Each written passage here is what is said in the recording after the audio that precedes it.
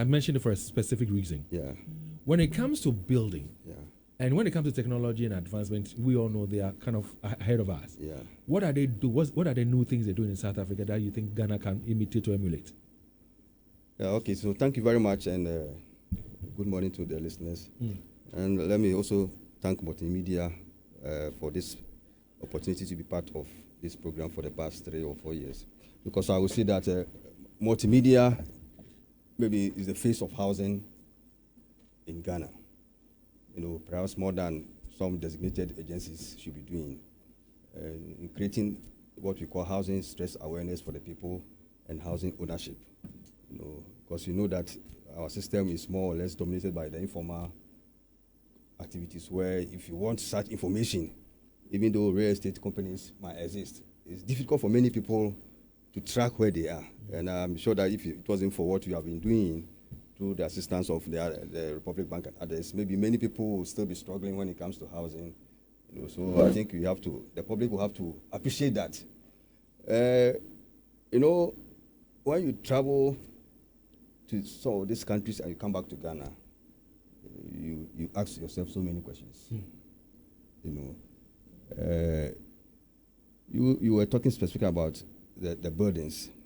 I think one of the things we noticed was when it comes to housing, what the architects would say, a character in housing, giving a style, you know, so that you tend to have similar houses in a particular way and they look so beautiful. You know, but you see here, because of the self-built approach that we adopt, people tend to use any approach, and we think it's beautiful, but it makes the place so messy later on. I also noticed the use of varied materials, you know, especially brick, because when I went to some of the high-class areas, I saw how bricks have been used very nicely, and I was wondering how, with all the attempts that we have made, we have not been able to, you know. We went to Robben Island, where we wanted to take the ferry, but because of the wind that day, we couldn't go back. They ushered us into a hall, and when you see the paneling with the wood, you know, you really marveled, and then you wonder why we are running away from wood in some of the things that we are doing. The roof, like this, it was impressive to see thatch roof, which has been processed and were used in many of the houses. You know, then when it comes to finishing, there was more use of lime. You know, apparently because I think limestone is common in the area. So you will see a situation where there was a reliance on local materials to blend. And so one was wondering, for instance, with us where we have clay and laterite, maybe some of our finishing will have been adopted to that level. No, so if you ask, I think that is what I can say. That's what you saw in South Africa. Somebody's phone is ringing. Can the person check it for me? Thank you. But no, Prof, you also mentioned the wood thing. Yeah. I recall that some years ago when the whites were here, and then we'll translate my kakra. When the whites were here, most of their buildings they used treated wood. Yeah. Not just for the structure, but even for the floor. Yeah. But unfortunately, now we are all doing concrete stuff. Yeah. What would you say the benefits of wood are vis-a-vis these concrete ones? In terms of durability, in terms of cost, you are the expert. Tell us about it.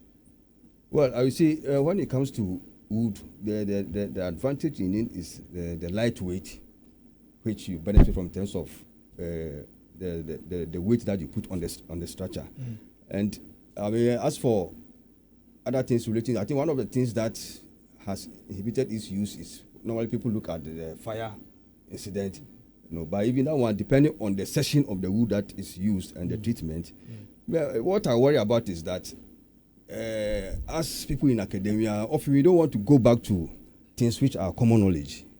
You see, because if you talk about wood, we started everything that we have to do in the 70s, and the evidence is on the ground.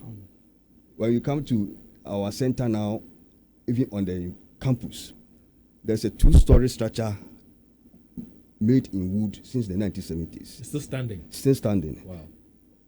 Whether we have taken good care of it is another issue. Building and Road Research, they did a lot of work. When you get to Einstein Estate, the gate, the house there, one of them is wood. You see, so everything we have the evidence for it. How we have deviated from it is the major issue that I think it has to confront as Ghanaians, because the technology, everything is there, you know.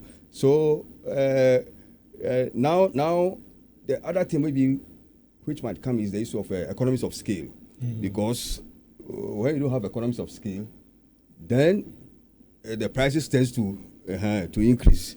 Okay, so maybe that is where we also have to do a lot of work. But with all this issue about environmental degradation and our forests, then it means that we are worse off than before. And I'm happy that you raised the issue about the wood usage. Yeah. And through the Habitat Fair, one of the things that we have realized is that if you want to manage cost effectively, there are several materials that you can use that will reduce the cost of the project or the build that you're embarking upon. So before we use iron rods, now we know that you can use bamboo to replace the iron rods in terms of the concrete works, the pillar works. Bamboo, we're told, does a very beautiful job. And we have the land that we can build or grow or cultivate a lot of bamboo. The ground is fertile enough. KNUST said there's a lot of bamboo there. We're not making use of it. And then I can even talk about you, Prof. You talked about the usage of plastics. These plastic bottles that we are littering our streets with and choking our drains. You have a technology where you use plastic bottles to build a house. And yet we have these plastics all over. We don't have very good use of them. Nanam Pacho Adarma. So about translating Poton all the questions be really more. David, that's more 80 or 104.5 no. And Love FM multimedia. Ye Habitat Fair no to say ye mawa kunya na unya time na wakwa kubusa kwan abefa so asi wodan enti ye de mpanyufo ni nyina ba ho ene wono mo ye dan ho adwuma nyina ba saa bia ye ho no na ye ba eno no enche ye marketing manager be che obabi ebisia but eno nso ba obehu se bia wasi dan wi opese wo ye obo udan so wesi udan wi opese bia ye windows opese wo ye decoration interior anafe na wo hye ase a akwanya no ewo ho na Prof Ahaji Kwame Nkrumah suapoma efa dansie hu nimdie ne hu nyansa wasua na Dave ebusa ne se ye dan na yesi kone sei na nse okọ South Africa wakọ hu se Ghana ye problem no che wo hwe ye kra ye tete ya yana nanom de na ewo honum de si dan no se ye atakwame se ye bamboo se ye nnua eno nom de sisi ya and is very strong. In fact, research lecturer will say, "Sa atakwame ne hu kra de nchen blocks yi ne cement ade ayeye." And not just say, "Yentimi take advantage of the wo anke wo bebre." In fact, we call Fumeswa CSIR. Omaye hwehwemu bebre. O call Mia Mission Pomo, I Kwame Nkrumah Suapoma. David on himself me building technologies. Anti me field no. Mission wha dia nim say even bamboo who are iron rods. The evidence will be ewo ho. They say crowd there, but who so call resorts and other restaurant ne pubs are. Oma share with this wood ne and new mano. But I na thinking any acquire and nothing a Habitat Fair no ebaho. What I will also add quickly, na mebusa question and they say, Dave, I am worried. Say, what share your temperature and can you see use slides? Unfortunately, no, I have fashion. It appears to say, but how do you Kwame Nkrumah Suapoma? Look at the architecture and the old structures now American. And I go to the various traditional schools, look at the way they built. The windows were built because of our temperature. All those designs were based on our temperature.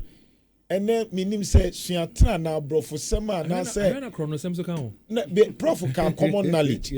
Common knowledge in betro say oko bantama aswase ukrofroma. Look at the way ye nananum build those build and the structures and what they used. You understand? Clearly you know say and from it me famu bebre.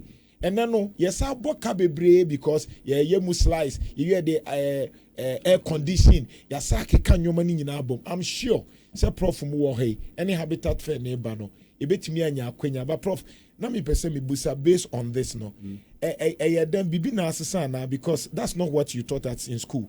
that, I mean, we build based on our location. I mean, even when you look at our roofing structures now, you realize that they say roofing it me and I'm asking, say, na enonkwano utimi kra to aso ya bonsai. What has changed? Well, what's happening is that you know, we live in a global world, and when people see things, they want to experiment. But that is why we have direction and regulation. You know, I mentioned the issue of character. What it means is that even if you can do, just as we have here, we do self-built housing, there should be something guiding, a regulation guiding how the structures will look like. So if we leave it just as it is for you, anybody to do whatever he has to do, then people will experiment anything that they see. You see, because as you just said, what height should your roof go to? If there's a regulation regulating that, then you are sure that somebody will not raise the roofing which look like a two-story building. Because I've also seen areas where a single story with a roof is at the same level as a structure, as a two-story building. So you look at the amount of space, the cost that unutilized space, you know, all those things. So it comes to the issue of regulation. I think one of the problems we have had is the free for all in the housing industry that we do, and also the fact that for the government itself, you know, I mean, I would describe the housing industry as soppy housing industry. You know, because because look, when you're asking about South Africa, I know they have a different history in terms of apartheid and it is, but we have a situation where the government was putting up free houses for the marginalized. That's what we call proactive action.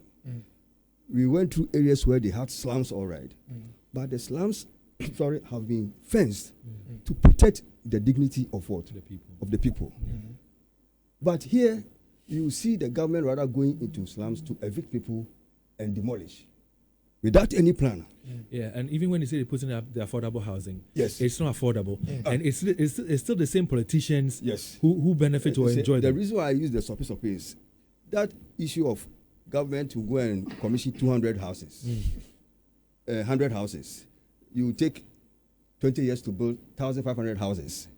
You build 1,005 and abandon for 8 years. That is not housing industry.